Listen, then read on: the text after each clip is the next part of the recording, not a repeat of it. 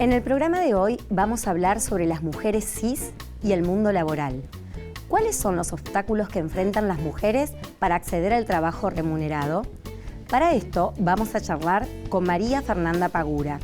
Ella es docente de la Facultad de Ciencias Económicas de la Universidad Nacional del Litoral y es profesora en Ciencias de la Educación e investigadora especializada en temas de género.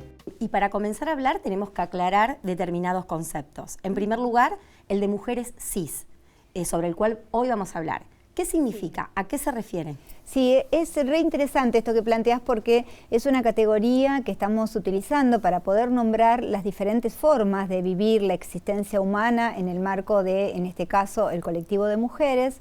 Y cuando siempre mencionamos mujeres trans, ¿no? Y hacemos referencia a mujeres que su identidad autopercibida es desde el género femenino, pero que cuando nacieron con genitales que la medicina nombra como masculinos y se le asignó una identidad genérica que nadie preguntó claramente, ¿no? Se vio, se observó que tenía genitales masculinos, que serían pene y testículos, dijo varón, le puso un nombre de varón y así siguió su vida hasta que hay sentimientos, hay sentires en relación a la identidad que claramente no coinciden con esas designaciones.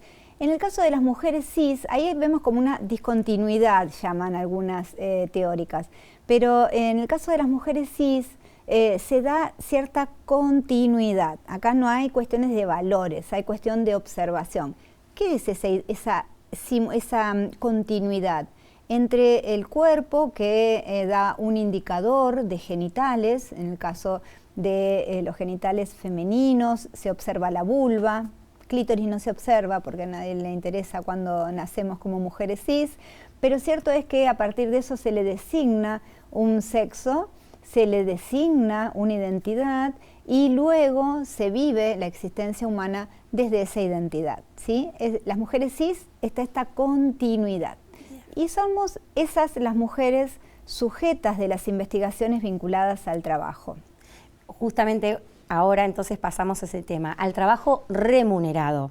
¿Por qué se dan estos obstáculos para las mujeres cis en acceder a un trabajo remunerado en comparación con los varones? ¿Existen estos obstáculos? ¿Cuáles son y de qué dependen? Sí, está bueno, en esta introducción que hicimos, está bueno que podamos pensar primero que los estudios de género vinieron a traer la necesidad de estudiar primero el trabajo en clave de qué entendemos por trabajo, ¿no? Y ahí pudimos observar que hay una definición también patriarcal relacionada con una única forma de contemplar o de definir el trabajo, y ahí entraría el trabajo remunerado en el ámbito del mercado de trabajo. Y ahí lo que se observa, lo que se mide y se estudia precisamente es desde esta dicotomía de la condición humana, ¿no? Varones y mujeres cis, volvemos al concepto.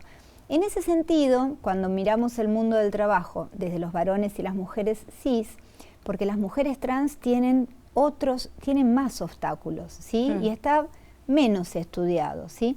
Entonces, volviendo un poquito a esto de la idea de estos estudios que son muy importantes para poder entender las relaciones laborales en clave de género, en el caso de las mujeres cis, pudimos observar en todas estas décadas de estudio de que tenemos obstáculos vinculadas precisamente a esta división sexual que hace el mundo en términos de territorios masculinos, femeninos, ¿sí? Y que muchas veces naturalizamos, los olvidamos, es como el elefante en la bañera, es tan grande que no podemos no verlo, pero no lo vemos, ¿sí?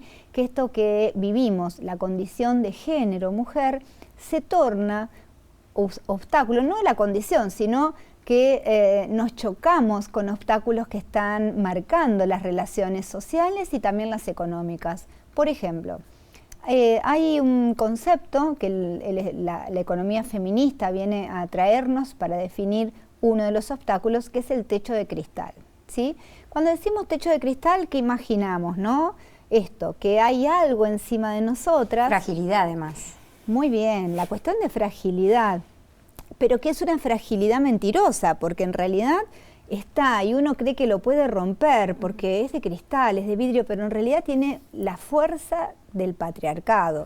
¿En relación a qué? En relación a esta estructura piramidal donde en la base somos muchas mujeres y en la medida que vamos subiendo en esa estructura donde los cargos son de mayor concentración de poder, de mayor concentración de la distribución de la riqueza, ¿sí? De mayor concentración de capacidad de decidir sobre, por ejemplo, una organización laboral, en esos puestos hay cada vez menos mujeres. Entonces la pregunta es, ¿dónde se ubica el techo de cristal? Ese techo de cristal se movió para las mujeres. En los últimos 50 años hemos entrado más mujeres cis al mercado de trabajo, ¿cierto? O sea que la base se amplió, pero lo que sigue sin moverse es el acceso a esos cargos, ¿sí? Antes ese techo de cristal estaba más abajo, porque las mujeres estábamos en el mundo de lo íntimo, en el mundo de lo privado. A medida que fuimos ocupando, a partir de las conquistas, el derecho al trabajo remunerado, ¿sí? Ese techo lo hemos corrido un poquito, pero sigue estando, ¿sí? Sigue estando. Y para permanecer en esos lugares de poder o un poco superiores al inicial, sí. He escuchado a varias mujeres manifestar que tienen que masculinizar sus conductas a veces como para poder mantenerse en ese estatus. Claro. ¿Es así? O, bueno, depende del lugar donde les toque trabajar, en el ámbito público, en el ámbito privado, porque supongo que ahí también hay una diferencia en el acceso, ¿o no? Sí, está muy bueno lo que planteás, porque no podemos mirar el mundo del trabajo como un todo homogéneo. Hay esta cuestión de la división del trabajo remunerado en el ámbito de lo público y lo privado como una primera gran división, pero luego hay muchas otras y tiene que ver con el tipo de trabajo, ¿sí? Ya sea que estemos hablando del sistema financiero, del sistema industrial, del sistema de servicios, o sea, esto se va a ir cruzando, interseccionando, sí, con otras características, ¿no? de los distintos grupos de mujeres. Por ejemplo, el acceso al nivel educativo, ¿sí? Que genera mejores condiciones para el ingreso al mercado de trabajo. Pero también ya empieza a aparecer otra cuestión, que es la que menos hemos visualizado, aunque lo encontramos, estas denuncias de las feministas de los 70. La otra cuestión es el hecho de qué ocurre en nuestra vida íntima que entra con nosotras al mercado de trabajo. ¿El suelo pegajoso? ¿Puede ser? Empieza a operar en el suelo pegajoso, o sea, ese suelo que estamos todo el tiempo, ¿sí? En el lugar de trabajo, demostrando, intentando quedarnos paradas, pero también opera en el sentido de que nos cuesta poder acceder a cargos de mayor jerarquía porque estamos todo el tiempo también traccionadas por un trabajo no reconocido, por una carga de cuidados que tiene que ver con el trabajo doméstico y de cuidado no remunerado, que se nos torna muy dificultoso, ya sea poder avanzar y fortalecer la trayectoria laboral, ¿sí? O también poder acceder a esos puestos de trabajo que decíamos anteriormente. O sea, cuando escuchamos la frase todo es más difícil para una mujer, bueno, alude a esto, o sea, tenemos que trabajar más para demostrar, tenemos que mostrar más credenciales. Y vos hiciste referencia a algo en términos de qué pasa con las mujeres que llegan a estos cargos o puestos de acumulación de poder, de mayor poder de decisión. Pasan cosas distintas, claramente. Son las mujeres donde sus marcadores sociales son óptimos en términos de clase, en términos educativos, en términos de familia, en términos de, digamos, las mejores condiciones, ¿no? Las mejores cartas en esta división de exclusión y de inclusión. Y que dijiste, se masculinizan en el uso del poder. Sí, también encontramos esas figuras masculinizadas en el ejercicio del poder. ¿Y esto qué implica? Un poder que no es horizontal, es un poder verticalista, es una superacumulación de poder y que genera jerarquías, sí, con otros, que, bueno, es un ejercicio que es el que estamos discutiendo, ¿no? Y tiene que ver, supongo yo, también con estas cartas de las que hablabas vos. Tenemos que mostrar más cartas, tenemos que dar cuenta de más cosas y eso está también naturalizado, como si debiera ser así. Mostrame que te ganaste este lugar, a diferencia quizá de un varón. Tal cual. Eso ocurre también. Y también ocurre la ironía, ¿no? Que esas virtudes que tiene la mujer de poder actuar en paralelo con un trabajo remunerado y un trabajo no remunerado, esta capacidad que tiene de luchar en ese suelo pegajoso, también son aptitudes que en algunos lugares se valorizan más. O sea, la capacidad de la mujer de pensar de muchas cosas diferentes al mismo tiempo y de tener una capacidad resolutiva superior al varón. Eso también se destaca a veces. Sí, también, sin esencializar en términos de las mujeres somos y los varones son, porque en realidad cada quien es como puede o quiere. Lo cierto que hay como una matriz que nos va como formateando, ¿no? En algunas cuestiones que hasta nos hacen creer que somos así. Por ejemplo, las mujeres más dulces, mejores criadoras, más conciliadoras. Hay artículos periodísticos dedicados a esto, digamos, de que estas virtudes que tienen las mujeres en la parte emocional, digamos, a diferencia del varón. Sí, como que genera más empatía. Bueno, parece ser que está ligado, no sé, a algo de los ovarios, no sé. Bueno, claramente esto no es así. Aunque se siga insistiendo de que eso ocurre, hay un imaginario todavía muy fuerte en relación a esta esencialización de las aptitudes, capacidades, ¿sí? No hay nada en nuestro cuerpo u organismo que diga que las mujeres cis y los varones cis estamos tenemos mejores o peores condiciones para... Lo que sí es cierto que hay una socialización que sigue operando, ¿no? en estimular, en desarrollar determinadas formas, capacidades y hasta creencias sobre nosotras mismas, ¿sí? Que es la que tenemos que empezar a desarticular. Exactamente. Bueno, y hoy mencionabas una palabra también clave que juega aquí, que es la formación. Es decir, cuál es la relación que hay entre la formación y el acceso a estos trabajos remunerados en comparación con el varón.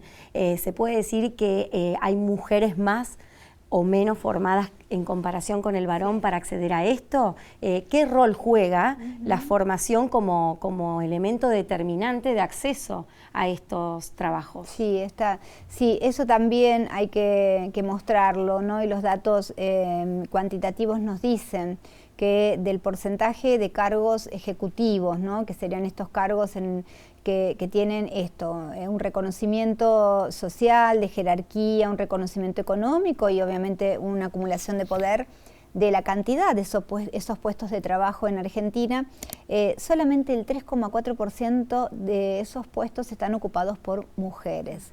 Cuando miramos el otro indicador, que es el nivel educativo, las mujeres superamos, sí, ampliamente, en las últimas mediciones eso está como muy claro, superamos a los varones en educación, o sea, hay más mujeres universitarias que varones universitarios, por lo tanto, estamos teniendo mejores credenciales educativas y como país incluso estamos mejores posicionados como población que otros, pero en las peores condiciones cuando miramos el mercado de trabajo.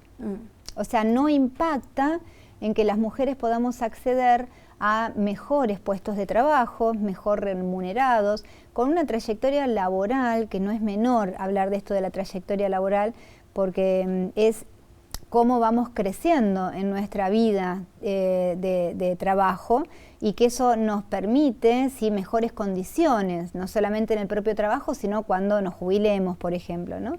Decía que no hay una relación directa entre lo educativo y los puestos que accedemos y que esto impacta, ¿sí?, en nuestra trayectoria y en algunos casos de algunas mujeres, de muchas mujeres de los niveles socioeconómicos más bajos, la cosa empeora muchísimo más. O sea, yo como mujer cis, universitaria, con un puesto rentado, que tengo garantizados mis derechos laborales porque estoy en blanco, tengo mejores marcadores sociales, mejores no porque sean mejores en el sentido de que me permite ejercer más derechos, no son mejores, me permite ejercer más derechos en relación a mi vida, a mi cuerpo.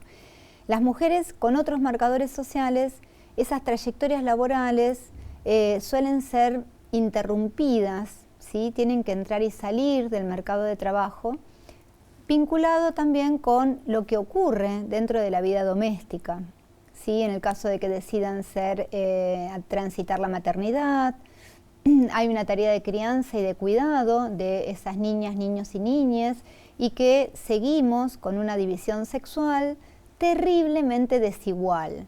Por lo tanto, llegamos, Mariana, al mercado de trabajo con una gran casa en nuestros hombros. Claro. ¿Sí? Y eso tiene impacto en qué ocurre con las mujeres cis en el mundo del trabajo. ¿Y cómo se puede revertir eso, de alguna manera? O sea, o comenzar a revertir. Estoy pensando yo a nivel jurídico, digamos, como para que comenzar con un orden de eso para que las mujeres, muchas mujeres, no resulten marginadas de la posibilidad de acceso al trabajo por tener de alguna manera menos credenciales. Sí. ¿Cómo se puede? Hay que mirar primero la cuestión en clave de complejidad, ¿no? De cómo estos marcadores sociales se combinan y ahí pensar políticas públicas, no solamente normativas, sino también políticas públicas diferenciadas en relación a estos nichos de marcadores sociales diferentes. Esto lo decimos en términos de ¿qué? En términos de que quienes deciden tener hijos, hijas, hijes en sus casas, las mujeres cis, no podemos seguir sosteniendo que el 80% de las mujeres que decidimos tener hijos seamos las que estamos a cargo, plenamente a cargo de la crianza de esos niños, niñas y niñas. O sea, el cuidado es un derecho, ¿no? Es un derecho de niños, de niñas, niñas, de personas con discapacidad y también de nuestros adultos y adultas mayores. O sea, el cuidado como derecho. La pregunta es, ¿quién es el sujeto del cuidado? Y ese sujeto del cuidado sigue coincidiendo con las mujeres cis. Claro. ¿Sí? Eso hace que cuando queramos entrar según nuestros marcadores sociales tengamos una red que nos ayude con esa casa. Puede ser lo comunitario, puede ser lo familiar o también puede ser la posibilidad de pagar tareas de cuidado a una persona que también es una mujer y que posiblemente sea una mujer más pobre que a lo único que pueda acceder es a un trabajo doméstico, ¿sí? O de crianza, cuidados de niños, niñas y niñas, pero ahí sigue habiendo una mujer, una abuela, una tía, ¿sí? Una vecina, ¿está? Esa red de cuidados hace que muchas mujeres podamos entrar al mercado de trabajo de otra manera. Y en algunos casos esa casa se vuelve un peso tan fuerte que tengo que salir para cuidar a esos sujetos que requieren cuidado. Por eso se interrumpen las trayectorias laborales de muchas mujeres. Exactamente, sí, las trayectorias y en eso de acuerdo, sobre todo de todos los ámbitos, porque hoy también hablamos de esto, ¿no? De separar los que son los diferentes sectores o los diferentes rubros laborales. Y volviendo a eso, las mujeres cis que pueden acceder y permanecer en cargos con mayor poder, de alguna manera, por decirlo de alguna manera, ¿qué sectores son los que emplean más mujeres y con esta perspectiva de crecimiento, ¿no? Sí. Dentro de cada ámbito? Sí, el Estado, o sea, los empleos públicos, digamos, son los lugares donde es más fácil llegar porque las credenciales pesan. En el ámbito de lo privado, te diría que hay un sector que es uno de los más difíciles que las mujeres lleguemos a esos cargos, que es el sector financiero, por ejemplo, ¿sí? Y también todo lo que significa en la parte industrial, sí, que es uno de los sectores que más aporta al Producto Bruto Interno. El sector industrial, de las partes o los sectores dentro del industrial que más ganan, ahí no hay mujeres. O sea que hay sectores que necesitamos trabajar como núcleos duros, decimos, porque siguen siendo mirados como territorios masculinizados. O sea, es muy difícil que una empresa, no sé, que produce máquinas agropecuarias contrate como operaria a una mujer. Bueno, el sector inmobiliario, ¿no? Que tiene mucho, que se está expandiendo, se sigue expandiendo, es muy difícil que contrate una obrera, ¿sí? Sí. Bueno, necesitamos revisar los estereotipos que siguen estando presentes en la formación laboral, por ejemplo, pero también en la formación del sistema educativo. Sí, escuchaba, sí. Hoy tuve la oportunidad de escuchar a estudiantes que, bueno, habían elegido, mujeres cis, que habían elegido la carrera, por ejemplo, de electromecánica, o sea, más vinculadas con las ingenierías, pero más específico en lo técnico, y lo mismo, decían que eran muy pocas y que, bueno, después, obviamente, que eso tiene su correlato en el mercado laboral. También en la formación, bueno, adhiero a eso, pero creo que se están desarrollando acciones para sumar más mujeres a carreras que, bueno, en un comienzo de la historia eran consideradas prioritariamente para varones, por una cuestión, como vos decís, de imaginarios y de representaciones sociales que tenemos como sociedad. Tal cual, vos trajiste otro sector que es el área de las ingenierías, ¿no? La informática, siguen siendo sectores muy masculinizados. Bueno, al trabajar con distintas unidades académicas, empezamos a ver, como decíamos al principio del techo de cristal, de que hemos entrado, de hecho hoy estamos con una matrícula en paridad en la universidad, tenemos más decanas, o sea, habla de una democratización. Pero lo cierto es que se corre, el patriarcado hace eso, va mutando, ¿sí? Entonces me acuerdo de química en particular que hablaban en relación a que sí, claramente se reciben con mejores notas, incluso las mujeres estudiantes de ingeniería química, pero luego se corre el nivel de exclusión en el momento de ingresar al mercado de trabajo, ¿no? Las químicas ingresan a puestos de trabajo que no son digamos, los mejores rentados o los que tienen mayor capacidad de crecimiento dentro de la pirámide organizacional. Sigue habiendo prejuicios en relación a que no van a poder manejar grupos porque no son lideresas por naturaleza, lo cual ya estamos hablando de que no es así. Que somos más emocionales y por lo tanto no tenemos la capacidad de mantener el control y la racionalidad de una organización laboral. Bueno, sigue habiendo todavía, si se quiere, mitos. En realidad son afirmaciones, ¿no? que el patriarcado sigue manteniendo y sosteniendo en pie en relación a mujeres y varones. Cuando vos hacías esta pregunta acerca de cómo modificamos esto, ¿no? Necesitamos claramente políticas públicas diferenciadas, necesitamos políticas institucionales, ¿no? Hablando de nuestra universidad y de las unidades académicas, que es lo que también nos trae a este lugar de conversa, pensando especialmente desde ciencias económicas, que es mi casa. Ahí estamos gestando, que claramente es un proceso que nos va a llevar tiempo, pero gestando la necesidad de instalar la necesidad de transversalizar los estudios de género en la formación universitaria. Ya sea, nosotros tenemos básicamente 3 carreras de grado y también carreras de posgrado, pero en las 3 carreras de grado, por pensar nada más en ese recorte de contador público, pensemos el nombre, ¿no? Licenciatura en Administración y licenciatura en Economía, es poder pensar las categorías teóricas de cada campo disciplinar en clave de género. Ahí nos encontramos con todos estos términos que estuvimos trabajando, ¿no? En relación a las organizaciones laborales, como techo de cristal, el piso o el suelo pegajoso, los obstáculos que tenemos las mujeres en las organizaciones, los mitos que siguen operando, y en la cuestión económica, cómo medimos el trabajo, cómo hacemos uso, en mi caso que soy docente en esa materia, de las metodologías de la investigación, que nunca son neutrales al género, ¿sí? Entonces empezamos a trabajar en esto de incorporar no solamente literatura escrita por mujeres, bibliografía que han escrito mujeres, sino también empezar a mover desde otro lugar que genere incomodidad, por ejemplo, el lenguaje no sexista, preguntarnos acerca de cómo funciona o no el protocolo de prevención de violencia y obviamente generar acciones para que todas y todos conozcan que tenemos un protocolo en la universidad, y luego el trabajo más que nos va a llevar más tiempo, que es el tránsito curricular.